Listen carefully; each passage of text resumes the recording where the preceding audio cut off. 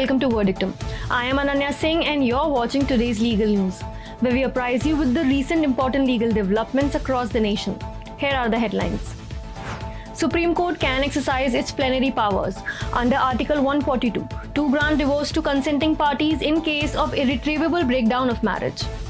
SEBI files application before Supreme Court for grant of 6 months extension to complete probe in the Adani Hindenburg case. Tamil Nadu government opposes plea for anti-conversion law, says anti-conversion law prone to misuse against minorities. Self-regulation not adequate solution for news channels. Need for regulatory body to bind new age journalism, remarks SC Judge B.V. Nagaratna. TMC leader Anubrata Mandal's daughter Sukanya sent to judicial custody till May 12 in the cattle smuggling case. Now let's take a detailed look on the headlines. A constitution bench of the Supreme Court comprising Justices S.K. Kaul, Sanjeev Khanna, Abhay Soka, Vikram Nath and J.K. Maheshwari held that the top court can exercise its plenary powers under Article 142 of the Constitution of India while granting a decree of divorce to consenting parties in case of irretrievable breakdown of marriage, and the 6-month cooling off period prescribed under the Hindu Marriage Act can be dispensed with. Article 142 of the Constitution provides discretionary power to the Supreme Court and states that the Supreme Court in exercise of its jurisdiction may pass such decree or make such order as is necessary for doing complete justice in any cause or matter pending before it. The present case dealt with the issue whether the apex court can use its plenary powers to dissolve a marriage between consenting parties without referral to family courts to wait for the mandatory cooling off period, as have been prescribed under Section 13B of the Hindu Marriage Act. The Securities and Exchange Board of India filed an application before the Supreme Court seeking 6 months extension to complete the probe in the Adani Hindenburg case. The controversy revolves around the Hindenburg research report that alleges the Adani group of companies made improper use of tax havens and flagged concerns about debt levels, claiming the Adani companies have substantial debt and are over-leveraged.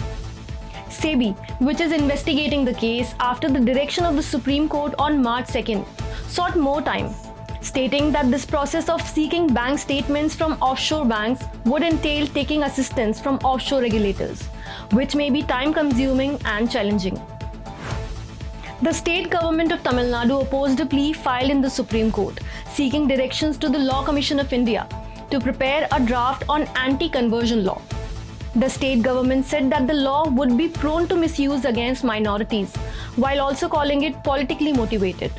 The PIL filed by Advocate Ashwini Kumar Upadhyay also seeks directions to the government to take appropriate steps in controlling forceful religious conversions, while also seeking CBI investigation into the death of a young 17-year-old girl in Tamil Nadu's Thanjavur, who was allegedly forced to convert into Christianity by the Christian educational institution she was studying at.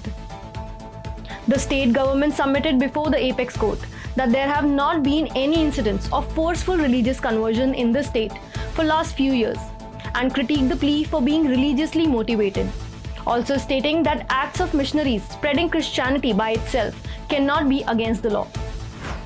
Addressing the audience at an award ceremony, Supreme Court's Justice B.V. Nagaratna, speaking on a free and balanced press, sentinel of democracy, said that self-regulation has not been an effective mechanism and is not an adequate solution, as it binds only those who are willingly a part of such regulation. She remarked that there is the Press Council of India to regulate newspapers, but for news channels there is self-regulation, while highlighting the need for a regulatory body that binds new age journalism. She also flagged the dangers of fake news, saying that fake news can misguide millions of people at once, and this will be in direct contradiction with the fundamentals of democracy, which forms the bedrock of our existence. Rouse Avenue Court in Delhi remanded the TMC leader Anubrata Mandal's daughter Sukanya Mandal to judicial custody till May 12 in a money laundering case related to cattle smuggling at the India-Bangladesh border. Her father is already in custody, while Sukanya was produced before the court in expiry of her 3-day custodial interrogation in connection with the case that is being investigated by the Enforcement Directorate. That was all on today's legal news. Thank you and keep watching Verdictum.